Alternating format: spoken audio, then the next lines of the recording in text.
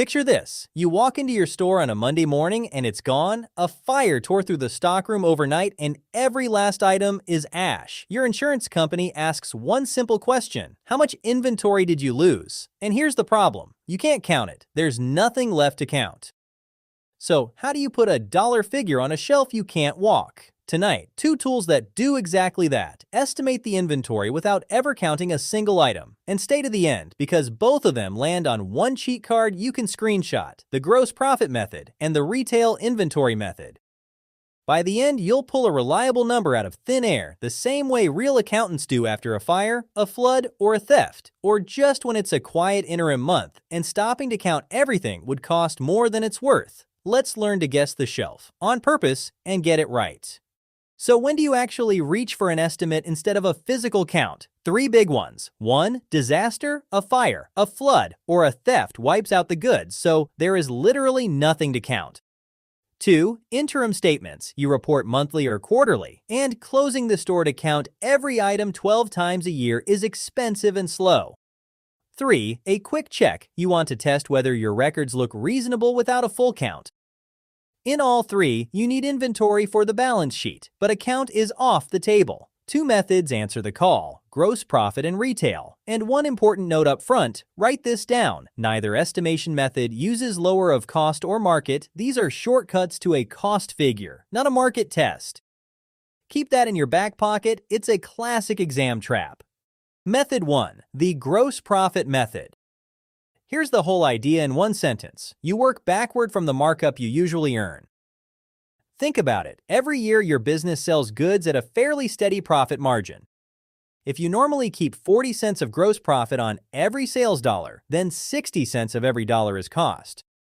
So if you know your sales and you know your usual margin, you can back into your cost of goods sold, and from there, into the inventory still on the shelf. It's like knowing a recipe always uses the same ratio. Tell me the finished dish, and I'll tell you the ingredients. Grab your paper or iPad. Because next, we'll turn that idea into 2 clean steps. 3 steps, and they are all quick. Step 1. Find your gross profit. That is your margin times net sales. If margin is 40%, gross profit is 40% of sales. Step 2. Find estimated cost of goods sold. Net sales minus the gross profit you just found. Step 3. Find ending inventory. Cost of goods available for sale, beginning plus purchases, minus that estimated cost of goods sold. Gross profit first, then cost of goods sold, then the inventory estimate. No counting. Let us solve a real one. Copy this table and fill it in with me. 4 numbers from the records. Net sales $200,000, a gross profit margin of 40%, beginning inventory $30,000, and purchases $110,000. Start on the income statement. 40% of $200,000 is $80,000 of gross profit. Take that off the sales line, and what remains is the cost of what's sold. $200,000 less $80,000, $120,000. That is the figure the card was missing.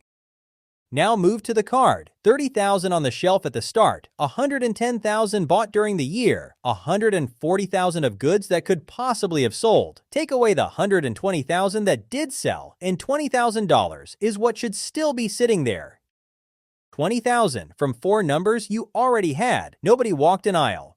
Now, where do those 2 numbers actually go? This is the part students forget. Cost of goods sold heads to the income statement. Watch the top of it. Net sales $200,000 minus cost of goods sold $120,000 equals gross profit $80,000. That's your partial income statement. Sales on top, cost of goods sold right beneath it. Gross profit is what's left. And the ending inventory, our $20,000, goes the other way, onto the balance sheet, listed under current assets.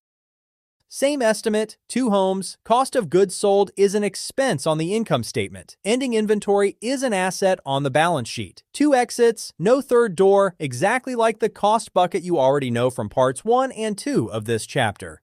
Your turn, and pause the video for this one. Actually work it. A warehouse fire destroyed BrightMart inventory. From the records, net sales were $500,000, last year's gross profit margin was 30%, beginning inventory was $80,000, and purchases were $360,000. Find the estimated inventory lost in the fire. Statement first, then the card.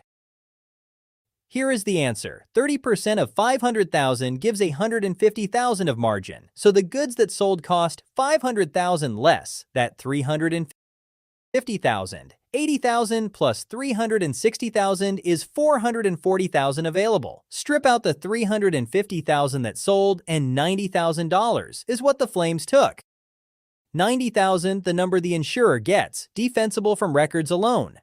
Method 2, the retail inventory method. Picture a clothing store. Every jacket on that rack has a price tag, and that tag says $100. But the store did not pay $100 for it, they paid $60, and the other $40 is their markup.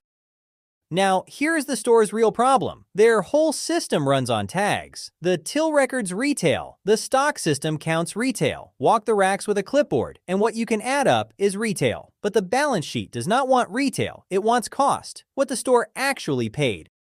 So your shelf is full of price tags, retail dollars, and you need to get back to cost dollars. That is the whole job. And the bridge is one number, the relationship between what the goods cost and what they sell for. If every $100 tag started as $60 of cost, then that same 60% holds for the whole rack, for 10 jackets, for the whole floor. So you shrink that retail number back down to cost with a single multiplication. If your goods cost 60 cents for every retail dollar, then any pile of retail dollars is worth 60% of that at cost. 30,000 of tags on the rack, 18,000 of cost on the balance sheet. Grab your paper again, 3 quick steps coming up. 3 steps this time, and before each one, ask the same question we asked in Method 1. What am I trying to find, and where does that number end up? Step 1. Ending inventory at retail. Why? Because retail is the only language your store's records speak. The till records tag prices. The stock system counts tag prices. So the first honest number you can get is a retail number. Take goods available for sale at retail, everything you started with, plus everything you bought, all at tag prices, and subtract net sales. What rang through the till? What's left is the retail value still sitting on the shelf. And be clear about this, that number goes on no financial statement. Nothing on a balance sheet is ever carried at selling price. It is a stepping stone, nothing more. Step 2. The cost to retail ratio. Why? Because you now have a retail number and you need a cost number. And this is the bridge. Divide goods available at cost by goods available at retail. You are asking one question. Out of every retail dollar in this store, how many cents did I actually pay? That fraction tells you how many cost cents live inside every retail dollar. This one has no home on a statement either. It is a tool, not a figure. Step 3. Ending inventory at cost. Why? Because this is the number the books have been waiting for. Multiply the retail left on the shelf by that ratio, and you've converted price tags back into cost. And now it has a home. It goes to the balance sheet, under current assets, the same place the estimate landed in Method 1. Same destination, different road. And if you want cost of goods sold for the income statement, you already have it. Goods available at cost minus this ending inventory at cost. That last number, ending inventory at cost, is what goes on the balance sheet. Retail left times the cost ratio equals cost on the shelf. Let's work it. Copy the 2 columns, cost and retail, and follow along. 2 columns because every single line in this method has a cost side and a retail side. That is what makes it click. The givens goods available for sale is 90,000 at cost and 150,000 at retail. Read that carefully. The same goods, priced 2 ways. The store paid 90,000 and is asking 150, and net sales at retail are 120,000, what the till took in. Step 1. Ending inventory at retail. Goods available at retail minus net sales, 150,000 minus 120,000, 30,000 of retail still on the shelf, $30,000 of price tags still hanging there, and remember, that figure goes on no statement. Step 2. The cost to retail ratio. Cost available divided by retail available, 90,000 over 150,000. That's 60%. 60 cents of cost inside every retail dollar in this store. That is the bridge. Step 3. Ending inventory at cost. Retail on the shelf times the ratio. 30,000 times 60%, $18,000. Those tags cost the store $18,000 to buy. And that $18,000 goes straight to the balance sheet under current assets. Want cost of goods sold as well? 90,000 available at cost minus this 18,000 is 72,000.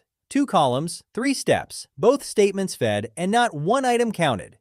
Your turn again. Pause and run it. StyleHub tracks its clothing at retail. Goods available for sale were 120,000 at cost and 200,000 at retail. And net sales at retail were 160,000. Find ending inventory at cost, the balance sheet number. 3 steps. Retail left, then the ratio, then cost. Go, then hit play. Here's the answer. Step 1. Ending inventory at retail is 200,000 minus 160,000, 40,000. Step 2. The ratio is 120,000 over 200,000, 60%. Step 3. Ending inventory at cost is 40,000 times 60%, $24,000. 24,000 goes on the balance sheet. If you got it, you can value any store that prices at retail. Let's put them side by side. Both methods estimate the shelf without a physical count, and both start from cost of goods available for sale. The gross profit method works backward from your usual margin. It's the go-to after a fire, flood, or theft. And for quick interim checks, all you need is sales and last year's margin. The retail inventory method converts retail dollars to cost with one ratio. It's built for stores that already track everything at selling price, like department stores and clothing shops. Gross profit needs your margin, retail needs your cost to retail ratio. And remember the trap, neither one applies lower of cost or market. Same goal, estimate the inventory. 2 different keys. Here's your cheat card. Pause and screenshot it. 2 methods, the steps for each and the one warning. Gross profit method. Step 1. Cost of goods sold equals sales minus estimated gross profit. Step 2. Ending inventory equals goods available minus cost of goods sold. Retail inventory method. Step 1. Ending inventory at retail equals goods available at retail minus net sales. Step 2. Cost to retail ratio equals cost available divided by retail available. Step 3. Ending inventory at cost equals retail left times the ratio. And the sacred warning across the bottom, neither method uses lower of cost or market. Screenshot it, keep it in your camera roll for the exam. And that's the full inventory chapter. Done. Take a breath, you earned it. You can now cost goods 3 ways under perpetual. You can compare perpetual to periodic. And now you can estimate the shelf when you can't even count it. Gross profit and retail, both in your toolkit. Let me tell you something from my own teaching. Every year a student emails me months later saying an estimation question showed up on their exam, or worse, on the job after an actual store loss, and they were the only one in the room who knew how to answer it. That's not luck. That's you putting in the reps right now. So keep going, because accounting is the language the whole business world is written in. Master it. And finance, economics, every company on earth finally opens up to you. The future CPAs, CFAs, and CEOs in this room started exactly where you're sitting. If this helped, hit like and subscribe so the next lesson finds you. And grab the free practice exercises and full lecture notes at appliedanalyst.com. No email wall, no catch. Next up, Chapter 7, Accounting Information Systems, the machine that records every one of these numbers before it ever hits a statement. I'll see you in the next class.